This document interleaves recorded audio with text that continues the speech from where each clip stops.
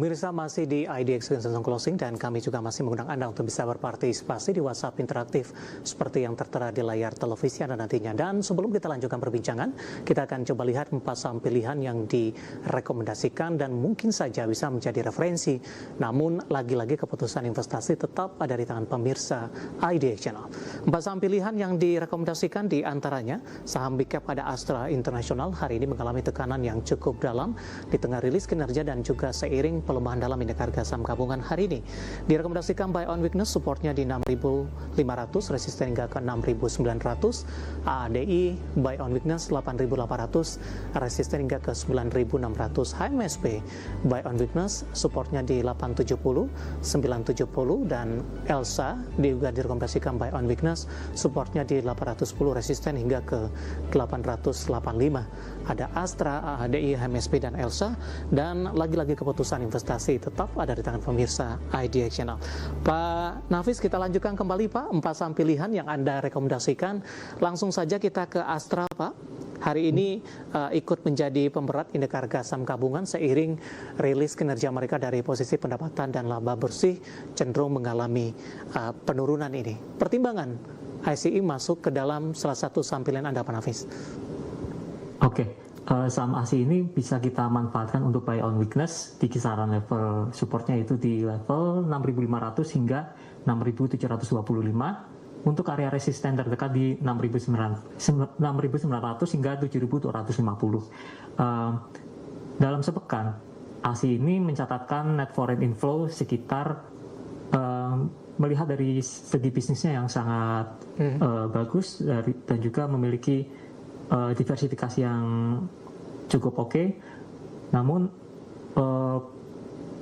bisa kita manfaatkan untuk buy on weakness untuk saham Astra itu sendiri Pak. Di level berapa buy on weakness-nya? Di kisaran area supportnya di 6.550 hingga 6.725 Pak. Baik, resisten terdekat Pak? Untuk resisten terdekat di level 6.900 hingga 7.000-an Pak. Baik, di penutupan sesi kedua hari ini pelemahannya terbatas di 0,74 di 6675. Intraday tadi sempat ke 6750. Ada magnet dividen juga tidak untuk ICI Pak? Sehingga investor masih tetap stay, paling tidak hari ini pelemahannya dipangkas juga di 0,74%. Oke, untuk dividen yield-nya per hari ini tuh sekitar 6,8% ya. Iya. Jadi masih sangat menarik untuk mengkoleksi saham Astra itu sendiri Pak. Baik, dari Astra kita beralih ke saham pilihan yang kedua Pak. Ada AADI, Anda juga rekomendasikan buy. Saya akan coba update di posisi penutupan hari ini. Ditutup flat 9250, mampu bertahan dari tekanan dalam. Intraday tadi sempat ke 8975 dan penutupan di 9200-an. Oke. Untuk saham AADI ini kita bisa manfaatkan untuk buy on weakness, mengingat di tanggal 12 Februari AADI sudah breakout dari pola cup and handle dan saat ini sedang sideways di level 8.900 hingga 9.350. Di area ini kita bisa manfaatkan untuk buy on weakness dengan target cup and handle itu sendiri di kisaran 10.500. Namun untuk resisten terdekat di kisaran level 9.550 hingga 9.775 Pak. Baik, ini jangka menengah dan panjang ya Pak?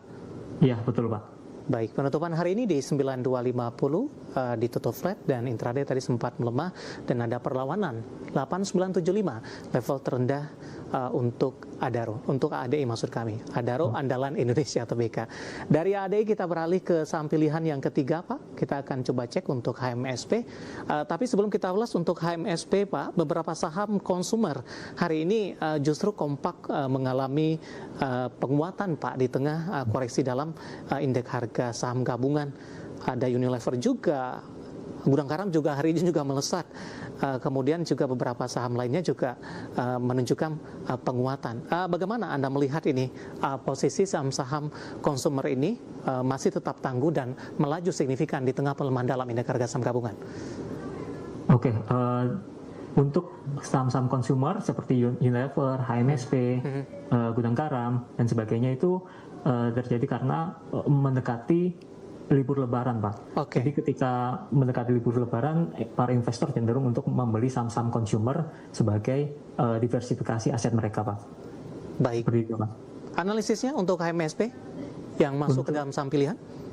Oke, kita bisa manfaatkan buy on weakness di kisaran level 865 hingga 915, Pak.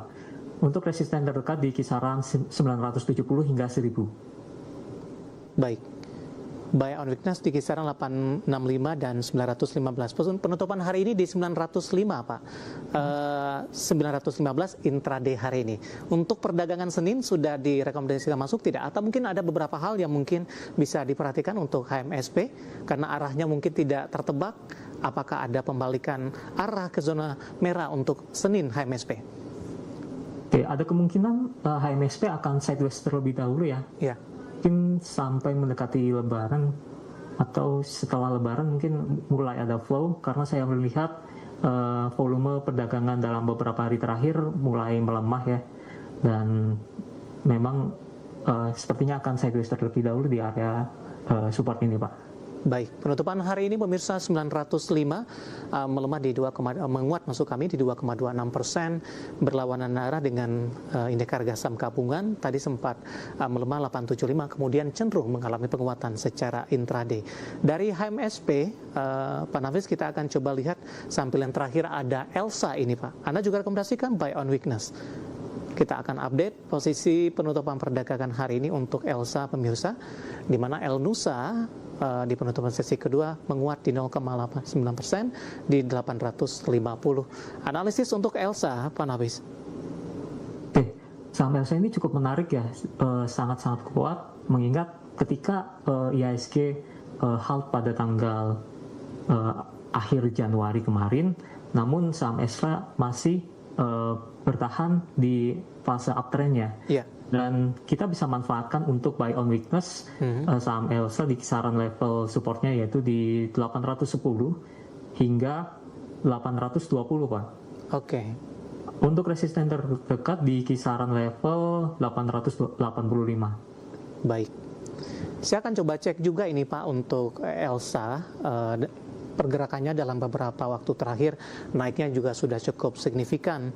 Sepekan sudah naik di 6,25%, year to date sudah 70,68%. Betul Anda katakan tadi tampaknya tidak terdampak dari beberapa sentimen yang berkembang. Elsa tetap melaju. Indikator apa yang menyebabkan Elsa secara teknikal masih terus melaju meskipun dari beberapa saham yang ada di sektor yang sama ini sudah mengalami fluktuasi mengikuti arah pergerakan indeks harga saham gabungan, Pak Nafis? Oke, saham Elsa ini sudah terkonsolidasi cukup lama ya, dari tanggal 16 Mei 2025 hingga terapresiasinya di tanggal 20 Januari 2026, Pak.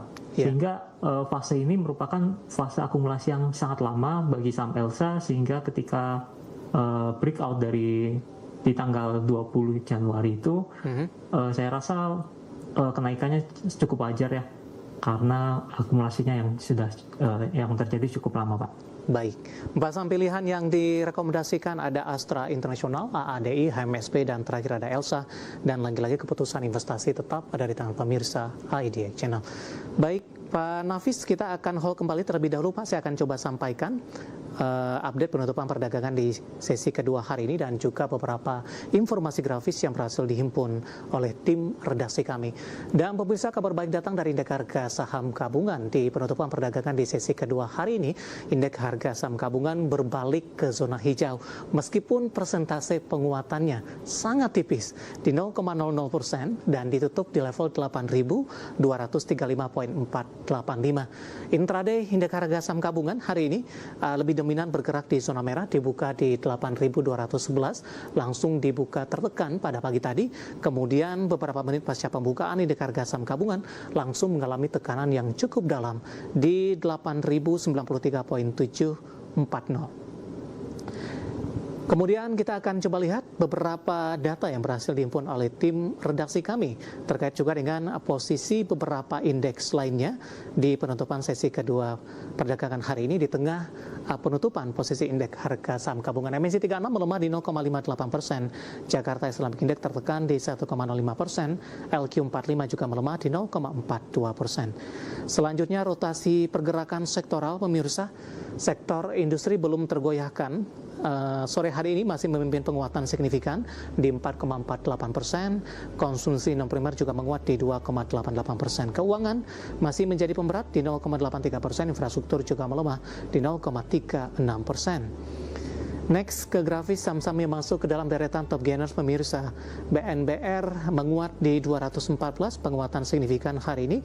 BUFA berbalik arah ketika di perdagangan hari sebelumnya melemah cukup dalam 14.35, energi juga bertahan di zona hijau di 17.60 dan aman masih terkait dengan pemberlakuan dari indeks MSCI mulai per hari ini.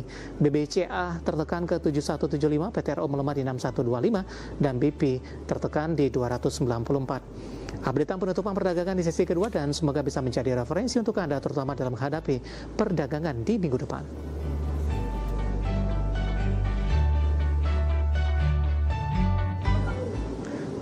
Kita akan jeda kembali dan tetap di tempat Anda. Setelah ini kita akan coba ulas beberapa pertanyaan masuk di WhatsApp interaktif. Kami akan segera kembali.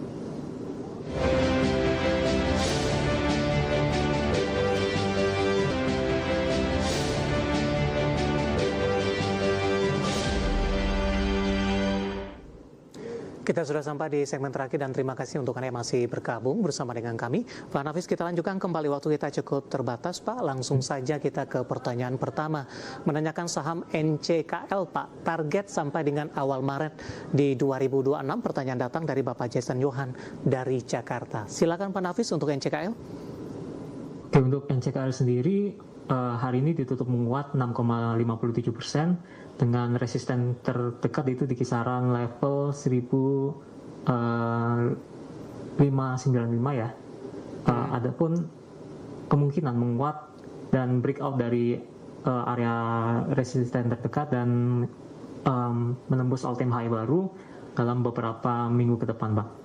Baik, penutupan hari ini di 1.500-an Pak, 1.540.657. Sayang sekali tidak menyebutkan sudah ambil posisi atau belum untuk Pak Jason. Kita beralih ke pertanyaan selanjutnya, Pak Nafis, dari Bapak Dedi dari Padang, Sumatera Barat. Terima kasih juga sudah bergabung, menanyakan saham IBOS Pak. Entry level aman buat masuk besok katanya, dan ada kemungkinan ke 200 kembali tidak? Oke, untuk saham IBOS hari ini ditutup melemah ya. Ada kemungkinan dalam minggu depan terkoreksi menuju level 152 ya, yang di mana area ini bisa kita manfaatkan untuk buy on weakness hingga level 136 Pak. Dari sisi supportnya Pak, target resisten? Untuk resisten sendiri terdekat di kisaran level 200 hingga 212 Pak. Baik, penutupan hari ini di 172, melemah 6%, intraday hari ini sempat ke level 200. Kita beralih ke pertanyaan selanjutnya, Pak Nafis menanyakan perbankan big cap Pak, menanyakan BBRI, ada Bapak Victor dari Malang, terima kasih juga sudah bergabung. Beli BBRI di harga 3.880 katanya, apakah masih bisa di hold tidak untuk BBRI? Untuk BBRI sendiri, saya rasa masih bisa di hold ya, mengingat untuk dividend yield-nya kalau dihitung dari average Bapak kisaran di atas 10%, dan mungkin bisa kita manfaatkan untuk buy on weakness di level terdekatnya, di support terdekatnya dulu di kisaran level 3.780 hingga 3.900 Pak. Berarti sudah ambil posisi 38 di hold saja ya Pak? Ya betul Pak. Baik, target Pak bisa ke 4.000 kembali? Hari ini terhalang sepertinya? Ya, saya rasa masih bisa menuju ke level psikologisnya di level 4.000 Pak. Mungkin setelah Lebaran. Baik. Terjadi infonya. Oke, selanjutnya menanyakan saham Bumi Pak. Ada 3 penanya ini, saya akan coba cek satu persatu. Terlebih dahulu Bapak Andrew dari Tangerang Selatan. Bumi resisten sampai dengan 1 bulan ke depan. Harganya nyangkut di 300. Saya akan coba cek juga yang lainnya. Pertanyaan datang dari Bapak Joni menanyakan saham Bumi juga. Bagaimana proses saham Bumi ke depannya? Bisa masuk MSCI lagi dan bulan depan awal Maret arahnya akan kemana? Baik, selanjutnya menanyakan saham Bumi juga. Saya akan coba cek lagi, tapi dijawab dulu Pak sambil mencari pertanyaan lainnya ini untuk Bumi. Silakan Pak Nafis. Oke, untuk Bumi saat ini closing cukup menarik, membentuk candle doji dan bertahan di area supportnya itu di kisaran level 246 hingga 260. Ada kemungkinan di minggu depan saham Bumi technical rebound menuju ke resisten terdekatnya yaitu di 280-an Pak. Baik, prospek ke 300 Pak? Saya rasa masih terbuka ya peluangnya. Ada kemungkinan saham Bumi membentuk pola cup and handle. Baik. Dan apabila terkonfirmasi breakout di level 304 Pak. Baik, analisis untuk Bumi tadi Bapak Pendi dari Jakarta, satu lagi penanya tadi sudah kita ulas bagaimana prospek saham Bumi. Kita beralih ke pertanyaan selanjutnya, Pak Nafis.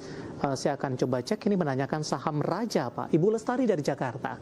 Raja kalau mau entry dia harga berapa? Support dan resistennya? Oke, Raja mungkin bisa buy on weakness di kisaran level 3.740 hingga 4.140-an, Pak. Untuk resisten terdekatnya yaitu di kisaran level 5.000 hingga 5.250. Baik, penutupan hari ini di 4.500 Pak. Artinya tunggu koreksi di bawah dulu. Buy on support berarti? Ya, boleh kita manfaatkan untuk buy on support atau buy on weakness di kisaran support tadi Pak. Baik, selanjutnya kita akan coba ulas pertanyaan terkait dengan Inco Pak. Sudah beli di harga 7.600. Apakah saham ini masih uptrend? Take profit di harga berapa? Saya akan coba cek ini.